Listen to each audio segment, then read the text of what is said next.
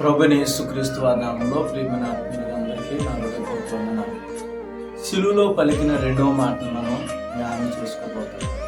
లోకా సువార్త 23వ అధ్యాయము 43వ వచనం.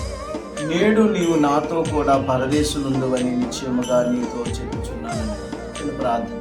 పరిశుద్ధుడ దేవాన్ని పొందున్నాను. ఈ మాటలు మాతో మీరు మాట్లాడండి, మమ్మల్ని ధైర్యపరచండి. ఈ మాట ద్వారా మీరు ఏదైతే మాతో మాట్లాడాలని ఆశపడుతున్నారో ఆ విషయాలు మాకు తెలియచేసి ఆధ్యాత్మికంగా బలపరచండి. యేసు దివ్య నామమున అడుగుచున్నాము తండ్రి. ఆమేన్. ప్రియమైన ఆత్మీయ బిడ్డలారా, యేసుక్రీస్తు వారు సిలువలో పలికిన ఈ రెండవ మాట, మరి కుడివైపు ఉన్న దొంగతో ఈ మాట పలుకుతున్నాడని మనం గమనించాలి. ఇక్కడ ఒక సన్నివేశం మనకి కనబడుతూ ఉంది. యేసుక్రీస్తు వారితో పాటు అటువైపు ఇటువైపు కూడా ఇద్దరు దొంగలు సిలువైపడ్డారు.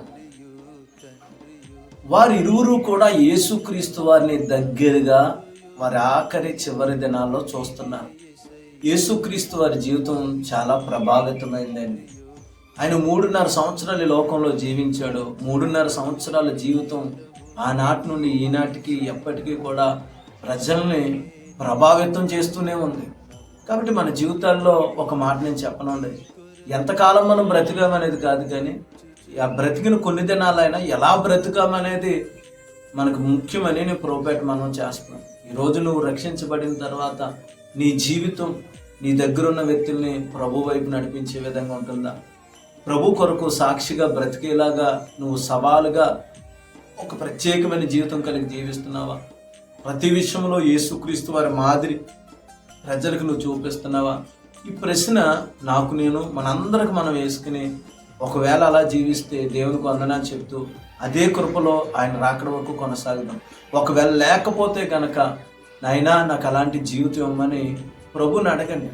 ఎందుకంటే యేసుక్రీస్తు వారు తను చనిపోయే సమయాల్లో కూడా ఇద్దరు దొంగల విషయాల్లో దేవుడు తన యొక్క మాదిరిని చూపించాడు. అక్కడ ఉన్న ఎడమవైపు దొంగ అంటున్నాడు, నువ్వు దేవుడు అయితే, నువ్వు రాజు అయితే నిన్ను నువ్వు రక్షించుకుని నన్ను రక్షించమని ఎగతాళి చేస్తున్నాడు. యేసుక్రీస్తు వారు మౌనంగా ఉన్నాడు. ఈరోజు నేను మీతో అదే చెప్తున్నాను. ఈరోజు మనల్ని ఎగతాళి చేసే వాళ్ళు ఎంతో మంది ఉంటారు. నువ్వు దేవుని బిడ్డవైతే కదా, నువ్వు లేకపోతే బైబిల్ పట్టుకుని వెళ్తున్నావు కదా, నువ్వు బోధకుడు కదా, నువ్వు కాపరవి కదా, నువ్వు సేవకుడు కదా, నువ్వు ఫలానా కదని మన వెటకారించే వాళ్ళు ఉంటారు, మనల్ని గేలి చేసే వాళ్ళు ఉంటారు, మనల్ని ఏదేదో మాట్లాడే వాళ్ళు ఉంటారు. యేసుక్రీస్తు వారు మౌనం దాల్చాడు. ఈ రోజుల్లో చాలామంది మాటకు మాట చెప్పాలని, మనకున్న నాలెడ్జ్ ఏదో బయట పెట్టేసి వాళ్ళ దగ్గర నేను ఏదో గొప్ప అని చెప్పుకోవాలని ఈరోజు ఎంతోమంది తాతహలాడుతున్నారు. కానీ యేసుక్రీస్తు వారు ఆ వ్యక్తి చేస్తున్న ఎగతాళి ముందు మౌనంగా ఉన్నాడు. ఒక విషయాన్ని గమనించాలి, యేసుక్రీస్తు వారు మౌనంగా ఉన్నాడంటే ఓడిపోయాడని అర్థం కాదు. ఆయన మాటలకు మౌనంగా ఉన్నాడు, కానీ జరగబోయేది ఏంటో యేసుక్రీస్తు వారికి తెలుసు. మరి కొన్ని క్షణాల ముందు చనిపోయే వ్యక్తి కూడా యేసుక్రీస్తు వారు ఆ యొక్క ఇచ్చే రక్షణ పొందుకోకుండా అతని ఎట్టకారం చేస్తున్నాడు. ఈరోజు లోకం అలాగే ఉందండి. లోకం అలాగే ఉంది. తను ఎప్పుడు చనిపోతాడో తనకు తెలియదు, కానీ ఈరోజు యేసుక్రీస్తు వారిని నానా మాటలంటూ క్రైస్తవ్యాన్ని హింసిస్తూ లోకం బ్రతుకుతూ ఉంది. కొరింథీయులకు రాసిన పత్రికలో అపోస్తలుడైన పౌలు అంటాడు, సిలువను గూర్చిన వార్త నశించుచున్న వారికి వెర్రితనమే, కానీ అది జీవించుచున్న వారికి దేవుని శక్తి అయి ఉన్నది. అది ఎవరైతే నమ్ముతారో అది వారికి శక్తి. ఇక్కడ అదే జరిగింది. ఒక వ్యక్తి సిలువను గూర్చిన వార్త, సిలువలో వేలాడుతున్న యేసుని అపహసించి అతడు చనిపోయి ఏ పాపక్షమాపణ లేకుండానే తన జీవితాన్ని ముగించేశాడు. కానీ కుడివైపు ఉన్న దొంగ అయితే అతను గద్దించాడు. ఏమని గద్దించాడు?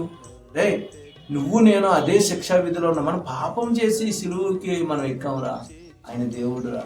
ఆయన ఏ పాపము చేయకుండా ఆయన కలువరి సిలువలో ఆయన ఉన్నాడు. ఇతడు ఎంత గొప్ప సాక్ష్యము యేసుక్రీస్తు వారి గురించి పలకడానికి కారణం ఏంటో తెలుసా? ఆయన సిలువలో పలికిన మొదటి మాట శ్రద్ధగా విన్నాడు. దేవుని మాటలు ఎవరు శ్రద్ధగా వింటారో వాళ్ళకి మారుమనసు వస్తుందండి. మనం ఎప్పుడు కూడా వాక్యాన్ని శ్రద్ధగా వినాలి. అతడు సిలువ మీద పలికిన మొదటి మాట ఏంటో తెలుసా? యేసుక్రీస్తు వారు వీరేమి చేయించున్నారు, వీరు ఎరగడు, ఈయన క్షమించాడు. యేసుక్రీస్తు వారు క్షమాపణ చూశాడు. అంటే ఒక వ్యక్తి భూమి మీద ఉన్న మనుషుల యొక్క పాపాలను క్షమించే అధికారం దేవుడికే ఉంటుంది.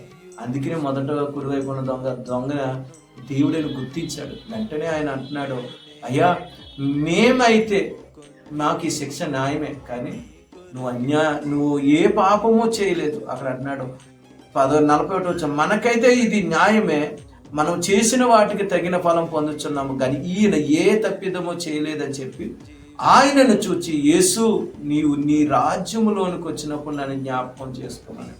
అతడు ఏమని పలుకుతాడు తెలుసా? యేసు యేసు అనే మాట కదండి రక్షకుడు.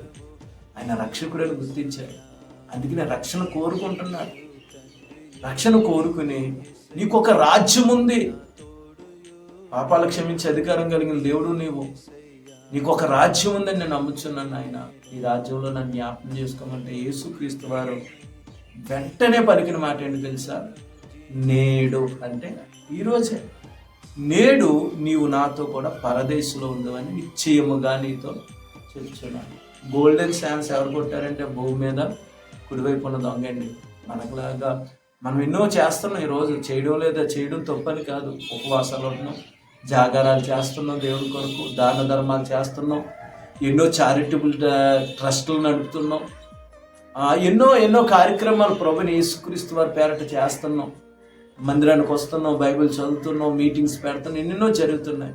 కానీ ఈరోజు ఇంకా మనము మన జీవితాల్లో ఒకవేళ ఏదైనా లోపం ఉంటే కనుక సరి చేసుకున్నాం. కానీ ఈయన వెంటనే ఆయనకు తెలిసిన కొద్ది క్షణాల్లోనే యేసుప్రభుని రక్షణ కావాలని అడిగాడు.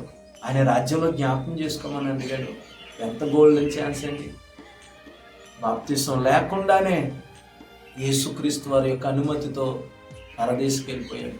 ఈరోజు నువ్వు ఇంకా రక్షించబడకపోతే, నువ్వు ఇంకా మారు మనసు పొందకపోతే, ఈ మాటలు వింటున్న ప్రియ యవన బిడ్డ, ఒకవేళ నీ పాపేచ్చలతో నువ్వు బ్రతుకుతుంటే ఇంక వాటిని విడిచిపెట్టేసి ఏదైనా చనిపోతా మనకు తెలియదు.